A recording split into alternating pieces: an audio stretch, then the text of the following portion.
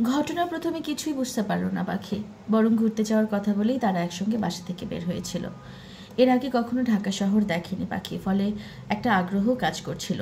কিন্তু শেষের দিকে এসে আর ভালো লাগছিল না তার। সমস্যা হচ্ছে মলয় এবং শোভা খুব জোর দিয়ে বলছিল এই দুজন মানুষকে সে না বলতে পারে না, সেই ক্ষমতাও তার নেই। তবে তার চেয়ে বড় কথা, এরা তাকে বিস্মিত করে ফেলেছে, ফলে ঢাকা শহর দেখতে বের হয়েছিল সে। খুদেচা চলে যাওয়ার পরও মলয় কিংবা শোভার আচরণের কোনো পরিবর্তন হয়নি, বরং আরও যত্নশীল হয়ে উঠেছিল তারা। প্রথম প্রথম ঘরে টুকটাক কাজ করার চেষ্টা করছিল পাখি, কিন্তু শোভা বলল, তুমি তো এ বাসার কাজের মানুষ না পাখি, তুমি আমাদের অতিথি, আর অতিথি হলো ভগবান, তুমি কেন কাজ করবে? না মানে শুইয়া বৈশা আর কয়দিন? শুইয়া বৈশা থাকনের অভ্যাস আমার নাই। নাই মানেই যে হবে না তা তো নয়। তাছাড়া তোমার শরীরও তো পুরোপুরি সুস্থ হয়নি। তুমি এ বাসায় যতদিন আছো একদম পায়ের উপর পা তুলে বসে থাকবে, নিজের যত্ন নেবে আর খাওয়া দাওয়া করবে। ওই ফ্রিজে সব খাবার আছে, যখন যা খেতে ইচ্ছে করবে নিজ হাতে নিয়ে খাবে, কোনো লজ্জা করবে না। ক্লিয়ার? পাখি কী বলবে ভেবে পেল না। এ যেন বাস্তবের কোনো ঘটনা নয়, এমন কিছু কেউ তাকে কখনো বলবে এ কথা সে স্বপ্নেও ভাবেনি। আর শোনো, তোমার শরীরটা আগে ঠিক করতে হবে, একদম টান টান, বুঝলে? তুমি তো জানো না দেখতে কি মিষ্টি একটা মেয়ে তুমি। খালি নিজের যত্নটা যদি ঠিকঠাক করতে, তাহলে তোমাকে সিনেমায় নামিয়ে দেওয়া যেত। ওই যে পাওলি দামকে চেনো? কলকাতার সিনেমার অভিনয় করে যে, কি মিষ্টি দেখেছ? তোমার দাদা তো চোখেই ফেরাতে পারে না, আমার ভয়েই যা লুকিয়ে লুকিয়ে আর চোখে দেখে, বলে হাসলো শোভা। তারপর বলল, অথচ মেয়েটার গায়ের রং দেখো, অত ফর্সাও কিন্তু নয়। তুমি ওর চেয়েও মিষ্টি দেখতে, খালি যদি ঠিকঠাক নিজের যত্নটা করতে। শোনো, সব মেয়েই সুন্দর, কেবল একটু পলিশ করতে হয়। পৃথিবীতে অসুন্দর কোনো মেয়ে নেই, বুঝলে?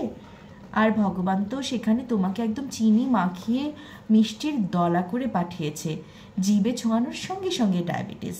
হা হা হা। শোনো, দুদিন একটু নিজের যত্ন করো, দেখবে কি যে সুন্দর তোমাকে লাগবে, চোখ ফেরানো যাবে না। পাখি কথা বলল না, তার কেমন লজ্জা লাগছে, একটা অনাস্বাদিত আনন্দের লজ্জা। তাকে এমন করে কেউ কখনো বলেনি, কিংবা নিজের দিকে এভাবে তাকানোর সুযোগও কখনো হয়নি তার।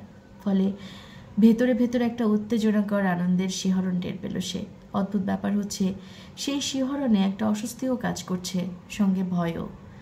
এমন ভালো আচরণ এর আগে কখনো কারো কাছ থেকে পায়নি সে। তাহলে অস্বস্তি কেন হচ্ছে? পাখি কারণটা ভেবে পেল না, তবে সে জানে কোথাও না কোথাও কিছু একটা সমস্যা আছেই, এবং সেই সমস্যার আভাসটুকু দিচ্ছে তার ঝঞ্ঝা বিক্ষুব্ধ জীবনের অভিজ্ঞতা। এই জীবনত্ব এইটুকু তাকে শিখিয়েছে যে সব ভালো ভালো নয়। শোভা এবং মলয় যেন সেই ভালোকেও অতিক্রম করে যাচ্ছিল। রাতে শোভা তাকে কিছু সাজগোজের সরঞ্জামাদিও দিয়ে গেল, বলল, এগুলি এখন থেকে রোজ মুখে মাখবে, তার আগে এটা দিয়ে ভালো করে মুখ ধুয়ে নেবে, এরপর এটা মেখে ঠিক 30 মিনিট বসে থাকবে, তারপর আবার এটা দিয়ে মুখ ধুয়ে ফেলবে, বুঝলে? বলে একে একে প্রসাধন সামগ্রীগুলো দেখিয়ে দিতে লাগলো তাকে। পাখি অবশ্য কিছুই বুঝল না, কিন্তু শোভা তাতে হাল ছাড়ল না, বরং প্রতিবেলা এসে পাখির প্রসাধন চর্চায় তত্ত্বাবধান করতে লাগলো। সপ্তাহ দুয়েক যেতে না যেতেই পাখির অকস্মাৎ মনে হলো তাকে খানিক অন্যরকম লাগছে, খানিক শহুরে, কমনীয়। তাকে কিছু জামা কাপড়ও কিনে দিয়েছে শোভা, সস্তার কিছু গহনাও। সেগুলো পরে পাখি আজকাল প্রায়ই লুকিয়ে চুরিয়ে আয়নার সামনে গিয়ে দাঁড়ায়, তারপর নিজেকে দেখতে থাকে। সত্যি সত্যিই এসে? বিশ্বাস হয় না তার। মাত্র কটা দিন, অথচ নিজেকে নিজের চেনা লাগছে না। শোভা একদিন বলল, সারাদিন বসে বসে টিভি দেখবে, বুঝলে? অনেক কিছু শিখতে পারবে। তুমি এত মিষ্টি একটা মেয়ে, অথচ এরকম গেঁয়ো ভাষায় কথা বলো কেন? তোমার সঙ্গে একদম যায় না, আর এখন তো আরও বেশি যায় না। তুমি এক কাজ করো, টিভি দেখে দেখে শেখো, নাটক সিনেমায় মেয়েরা কীভাবে কথা বলে। কি যে কন্যা, ওইসব কি আর আমার কাজ? ওইসব আমারে দেওয়া হইব না। বললেও সেদিনের পর থেকে রোজ সময়ে অসময়ে টিভির সামনে বসে পড়ে পাখি। তারপর তীক্ষ্ণ দৃষ্টিতে দেখে, কিন্তু এসবই সামান্য সময়ের জন্য। বাকিটা সময় তার তীব্র মন খারাপ থাকে, কান্না পেয়ে যায়। বিশেষ করে সে যখন ভাত খেতে বসে, তখন তার মনের কথা মনে পড়ে। মনু এখন কোথায়? সে কি খেয়েছে? কে খাইয়েছে তাকে? কে ভাত রেঁধে দিয়েছে? রাতে ঘুমানোর সময়ও অস্থির লাগে, ভোররাত পর্যন্ত ঘুম হয় না।